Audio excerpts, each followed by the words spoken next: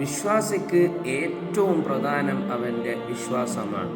പ്രപഞ്ചത്തിൽ അവൻ കടന്നു വന്നതു മുതൽ വലിയ ത്യാഗങ്ങളും പ്രതിസന്ധികളും പ്രയാസങ്ങളും നിരന്തരം അവൻ അനുഭവിക്കുന്നവനാണ്.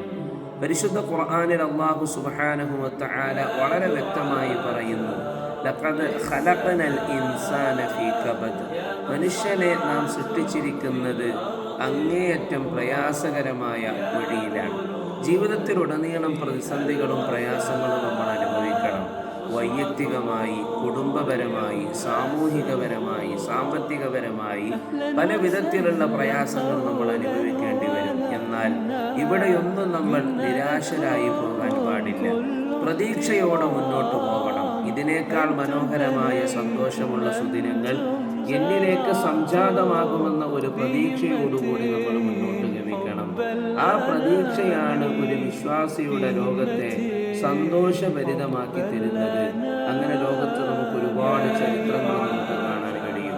മഹാനായ സയ്യിദുന യൂസുഫ് നബി അലൈഹിസ്സലാത്തു വസ്സലാമിനെ വർഷങ്ങളോളം നഷ്ടപ്പെട്ടു പോയതിൻ്റെ വിരഹവേദനയുടെ ദുഃഖഭാരത്താൽ കഴിയുന്ന യഅ്ഖൂബ് നബി അലൈഹിസ്സലാത്തു വസ്സലാമിലേക്ക് വർഷങ്ങൾക്ക് ശേഷം സഹോദരങ്ങൾ കടന്നുവന്ന് പറയുന്നു, മിസ്രിലെ രാജാവിൻ്റെ പക്കൽ ബിനിയാമീനും അകപ്പെട്ടിരിക്കുന്നു, ബിനിയാമീനും നഷ്ടപ്പെട്ടു പോയല്ലോ എന്ന് പറയുന്നു.